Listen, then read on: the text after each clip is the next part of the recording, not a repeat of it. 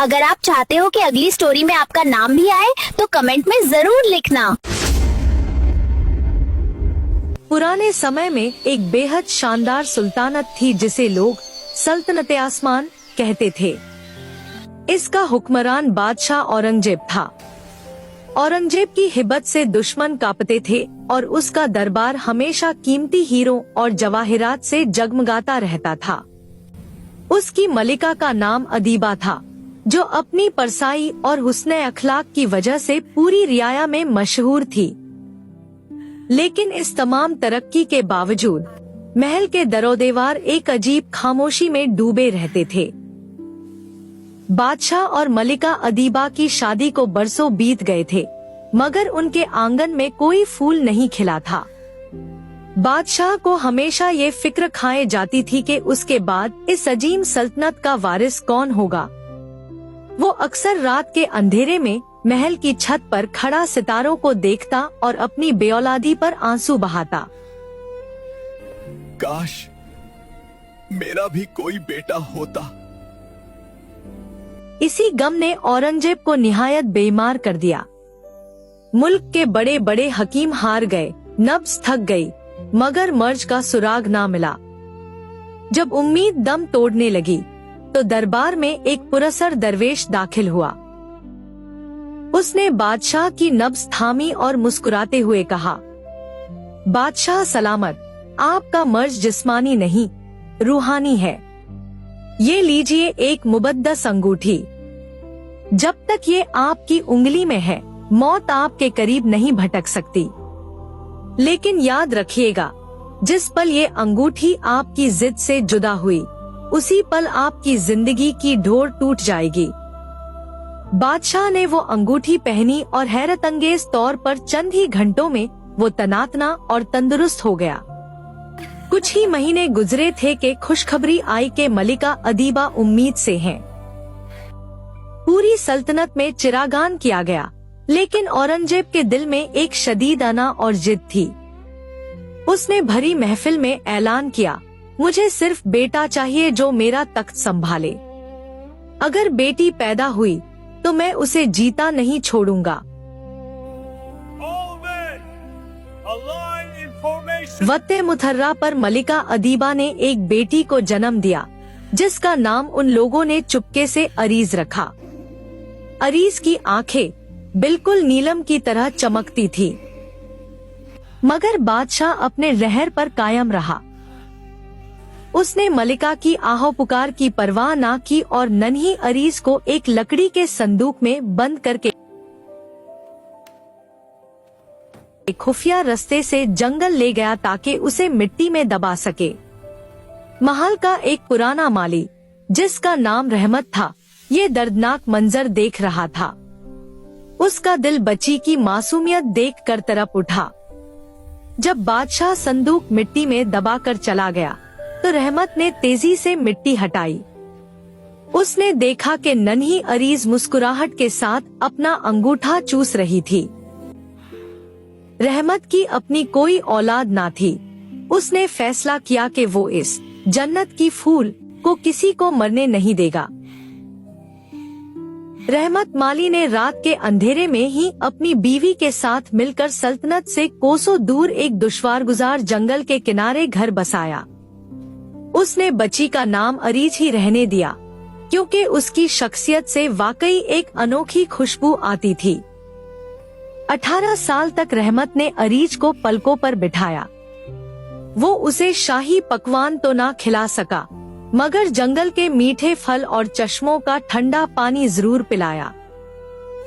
रहमत को हर पल औरंगजेब के गुस्से का डर रहता था, इसलिए उसने अरीज के लिए सख्त कानून बनाए थे।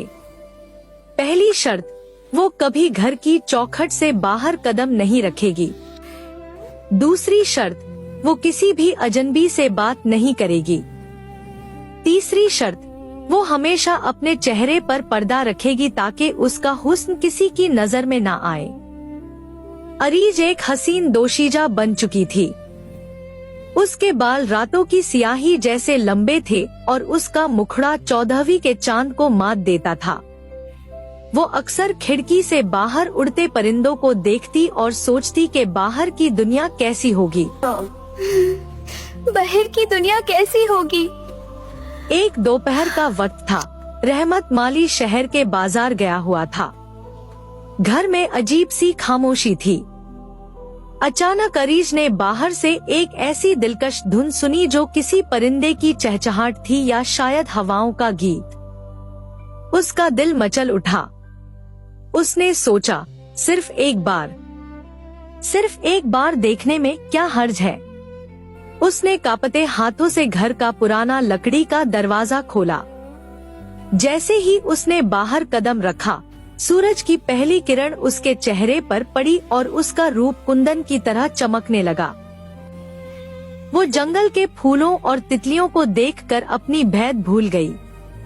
उसी वक्त बादशाह औरंगजेब का एक मखसूस सिपाही, जो भागे हुए मुजरिम का पीछा कर रहा था, वहाँ से गुजरा। उसने जब जंगल की इस वीरानी में एक ऐसी हसीन और परनूर लकी को देखा तो उसके हाथ से तलवार छूट गई। वो हैरतज़दा रह गया कि ऐसी परीजाद इस टूटे फूटे घर में कैसे हो सकती है। अरीज ने जैसे ही सिपाही को देखा, वो डर कर अंदर भागी और दरवाजा बंद कर लिया, मगर तीर कमान से निकल चुका था। सिपाही ने फौरन अपने घोड़े को रास दी और सीधा दरबार शाही पहुंचा, जहां बादशाह औरंगजेब अब भी अपनी अंगूठी के जोर पर जिंदा और पहले से ज्यादा मगरूर था। सिपाही ने दरबार में हाजिर होकर सर झुकाया और बड़े परजोश अंदाज में कहा, अलमना, आज मैंने जंगल के उस पुराने घर में वो देखा है जो ना किसी ने सुना होगा और ना किसी की आंख ने कभी देखा होगा। वहाँ एक लारी है जिसका हुस्न देखकर सूरज की रोशनी भी फीकी पड़ जाए। उसका चेहरा ऐसा है जैसे संगमरमर पर नूर की लकड़ें हों। वो हमारे पुराने माली रहमत के घर में किसी कीमत हीरे की तरह छुपी हुई है। बादशाह औरंगजेब, जिसकी मलिका अदीबा का इंतकाल कुछ अरसा पहले हो चुका था और जो तन्हाई की वजह से मजीद चिड़चिड़ा और संगदिल हो गया था, ये सुनकर चौंक उठा। उसके दिल में एक अजीब सी हवस और लालच ने जन्म लिया। उसने फौरन हुक्म दिया, अभी और इसी वक्त दस्तों को रवाना करो। उस माली और उस लड़की को जंजीरों में जकड़कर मेरे सामने पेश किया जाए। उधर बेचारा रहमत माली, जो शहर से अरीज के लिए कुछ कपड़े और जरूरत का सामान लेकर खुशखुशी वापस आ रहा था, जब अपने घर के करीब पहुंचा तो उसके होश उड़ गए। उसने देखा कि शाही घुड़सवार घर को घेरे हुए हैं। अरीज घर के अंदर खौफ से लरज रही थी। जब रहमत अंदर दाखिल हुआ तो अरीज उसके गले लगकर रोने लगी, अब्बा जान, मुझसे खता हो गई। मैंने दहलीज पार की और एक सिपाही ने मुझे देख लिया। रहमत के पांव तले से जमीन निकल गई। उसने रोनी सूरत बनाकर सिपाहियों से इल्तिजा की, ये मेरी मासूम बेटी है, इसने किसी का क्या बिगाड़ा है। मगर जालिम सिपाहियों ने एक ना सुनी। उन्होंने रहमत के हाथों में हथकड़ियां डाली और अरीज को एक पर्दादार पालकी में जबरन बिठा दिया। जब ये काफिला दरबार पहुंचा तो तमाम दरबारी अरीज का हुस्न देखकर दंग रह गए। बादशाह औरंगजेब ने जब तख्त से उतरकर अरीज के करीब जाकर उसका चेहरा देखा तो वो फिदा हो गया। उसने अपनी बेटी को पहचानने के बजाय उससे शादी करने का इरादा कर लिया। रहमत माली ने जब ये सुना तो वो जोर जोर से दहाड़े मार कर रोने लगा। उसने हिम्मत करके भारी महफिल में सच बोलने का फैसला किया। जिल इलाही, खुदा के लिए रुक जाइए, ये गुनाह एजीम मत कीजिए। ये लड़की कोई आम माली की बेटी नहीं, बल्कि ये आपकी अपनी बेटी अरीज है।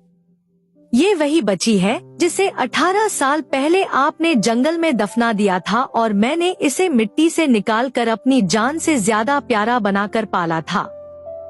दरबार में एक सन्नाटा छा गया। सब लोग हक्का बक्का रह गए। लेकिन औरंगजेब, जो अपनी अंगूठी की वजह से खुद को मौत से ऊपर समझने लगा था, गुर्राया। झूठ, सफेद झूठ। तू एक मामूली माली होकर मुझ पर इल्जाम लगाता है? तू मेरी शादी रोकने के लिए ये दास्तान गढ़ रहा है। औरंगजेब ने ज़बेक्स में आकर हुक्म दिया, इस बूढ़े माली को कल कोठरी में डाल दो। इसने मुझ पर बहतान लगाया है। और इस लड़की को शाही हरम के सबसे ऊपर वाले कमरे में कैद कर दो। इसके गिर्द सख्त पहरा बिठा दो। 3 दिन बाद हमारा निकाह होगा, और अगर इसने इनकार किया तो पहले इसके बाप माली का सर कलम किया जाएगा। अरीज को रोते हुए घसीटकर महल के उस ऊंचे बुर्ज में ले जाया गया जहां से उसे सिर्फ आसमान नजर आता था। वो उस खिड़की से बैठकर रोते हुए अपने नसीब को कोसने लगी और रहमत माली के लिए दुआएं करने लगी। वो कैद थी, अकेली थी, और उसे समझ नहीं आ रहा था कि वो इस जालिम शख्स से, जो उसका बाप भी था और अब उस दुश्मन भी, कैसे बचेगी। ठीक 2 दिन बाद, जब शादी में सिर्फ एक रात बाकी थी, पड़ोसी मुल्क का शहजादा शावेज शिकार खेलते हुए रास्ता भटक गया।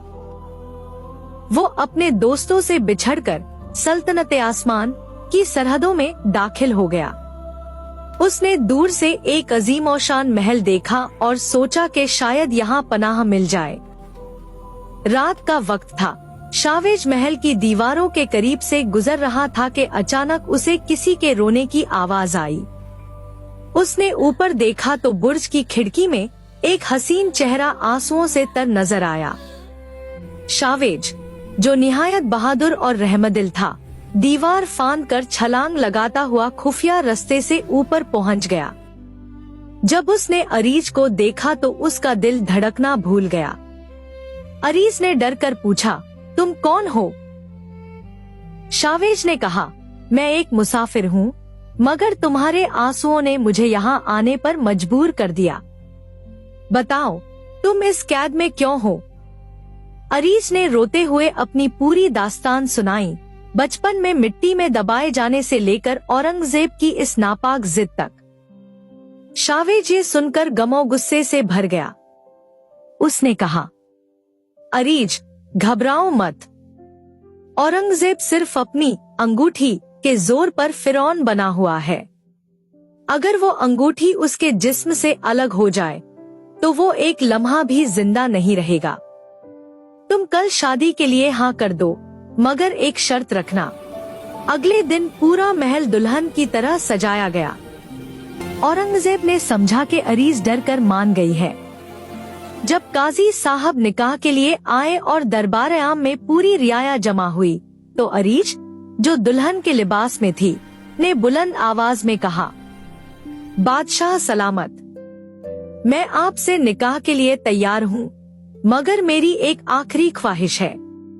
लोग कहते हैं कि आपकी इस अंगूठी में आपकी जान है।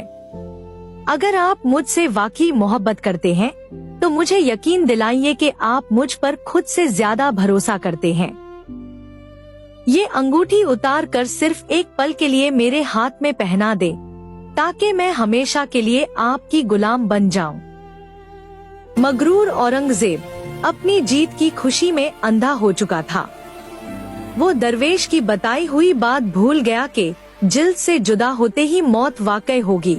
उसने सोचा कि महल के अंदर अपनों के दरमियान उसे क्या खतरा हो सकता है। औरंगजेब ने मुस्कुराते हुए अपनी उंगली से वो अंगूठी निकाली। जैसे ही अंगूठी की सुनहरी जिल्द उसकी उंगली से अलग हुई, फजा में एक खौफनाक चीख गूंजी। बादशाह का चेहरा पल भर में जर्द पड़ गया। उसका सांस उखड़ने लगा और वो अपने दिल को थाम कर जमीन पर गिर पड़ा। दरबारियों के देखते ही देखते औरंगजेब की रूह उसके जिस्म से परवाज कर गई। वो अंगूठी अरीज के हाथों में नहीं, बल्कि जमीन पर गिरकर राइजा राइजा हो गई। पूरे दरबार में सन्नाटा छा गया और फिर हर तरफ से सुकून की लहर दौड़ गई कि उनके एक जालिम हुक्मरान का खात्मा हो चुका था।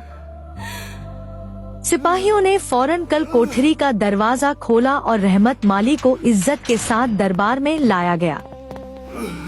शहजादा शावेज ने आगे बढ़कर सबके सामने हकीकत बयान की और अरीज का हाथ थामा। सल्तनत के बुजुर्गों ने फैसला किया कि अरीज ही इस तख्त की असली वारिस है। उसे मलिका आसमान का ताज पहनाया गया। रहमत माली को वाज़िर आज़म का मर्तबा दिया गया क्योंकि उसकी परवरिश ने ही एक शहजादी को महफूज रखा था। शादी कुछ अरसे बाद अरीज और शहजादा शावेज की शादी निहायत धूमधाम से हुई। इस कहानी का संदेश यह है कि गर्व और अत्याचार का अंत हमेशा बुरा होता है। इंसान कितनी भी ताकत हासिल कर ले, वह कुदरत के फैसलों को नहीं बदल सकता। राजा ने बेटी को बोझ समझकर मिट्टी में दबाया, लेकिन वही बेटी सुल्तानत की वारिस बनी, क्योंकि बेटियां खुदा की रहमत होती हैं, ज़हमत नहीं। उम्मीद है आपको आज की यह सच्ची और दिलचस्प कहानी पसंद आई होगी। ऐसी ही और दिलचस्प और प्रभावशाली कहानियों के लिए हमारे चैनल को जरूर सब्सक्राइब करें। आपकी मोहब्बत और सपोर्ट का शुक्रिया। मुझे बहुत खुशी होती है जब आप सब अपने नाम कमेंट्स में लिखते हैं। इंशाल्लाह मैं कोशिश करूंगी कि हर एक का नाम धीरे धीरे अपनी स्टोरीज में लाऊं। आप सबके प्यार और सपोर्ट का बहुत शुक्रिया। दुआओं में याद रखें।